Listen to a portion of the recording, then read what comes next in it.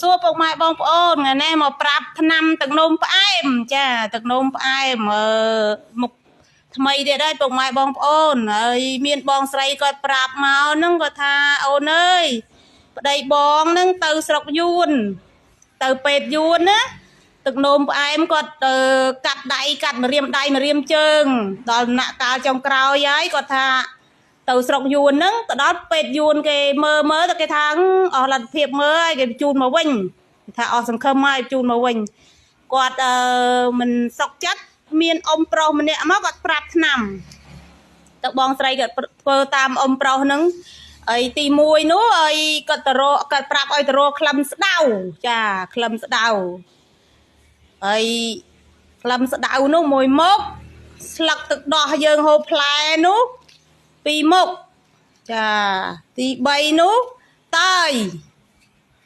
ដល់ទី4នោះស្មៅកន្ត្រើយនេះស្មៅកន្ត្រើយពុកម៉ែបងប្អូនស្គាល់ហើយនៅតាមភ្លឺស្រែណាបើកូនខ្ញុំក្មេងៗសាក្រោយគាត់អត់ស្គាល់ទេហើយយើងយកមកបងគាត់យកស្លឹកទឹកដោះគោហ្នឹងបេះយកមកហាលឲ្យស្ងួតមកស្លឹកទឹកដោះគោហាលឲ្យស្ងួតយើងចាប់មកក្តាប់មកដាក់ក្នុងរំសៀវហើយស្លឹកតើយពុកម៉ែបងប្អូនដាក់2សន្លឹកមកហើយដល់ស្មៅកន្ត្រើយនេះពុកម៉ែបងប្អូនដាក់មកក្តាប់ដៃមកដែរមករួចហើយដាក់ក្លឹមស្ដៅនេះ3ចំណិតចា3ចំណិតប្រហែលមករៀមដៃយើងហ្នឹងមករៀមយើងអោលហ្នឹង3ចំណិតមកហើយយើងដាំចូលគ្នាចាដាក់ទឹក2លីត្រក៏ដោយ3លីត្រក៏ដោយឲ្យហូបមួយថ្ងៃអស់អញ្ចឹងណាកុំឲ្យសល់ទឹកវាផ្អូមចាហាលស្លឹកទឹកដោះឲ្យស្ងួតស្លឹកតើយឲ្យស្ងួតកត្រើយឲ្យស្ងួតស្មៅកត្រើយហ្នឹងមកក្តាប់មួយមុខមកក្តាប់តែយ៉ាត់ច្រឡំស្លឹកតើយដាក់តែ2សន្លឹកទេចា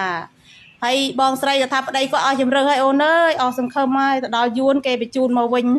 គេអត់ទទួលមើលទេគាត់នឹកឃើញហ្នឹងដឹកបានស្អីហូបទេទៅដល់យួនហើយគេលេងមើលហើយដល់ពេលអ៊ំប្រុសប្រាប់ឆ្នាំហ្នឹងមកក៏គាត់ធ្វើឲ្យប្តីគាត់ហូបរាល់ថ្ងៃរៀងរាល់ថ្ងៃទៅស្រាប់តែវិជាសាសមករៀមដៃមករៀមជើងកន្លែងគាត់កាត់ហ្នឹងណាចា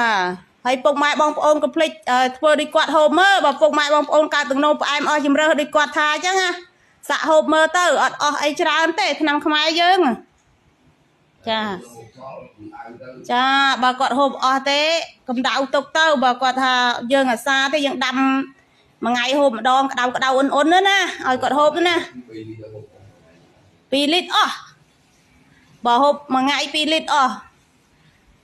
ចាពុកម៉ែបងប្អូនមានតែប៉ុណ្្នឹងឯងអរគុណជម្រាបលា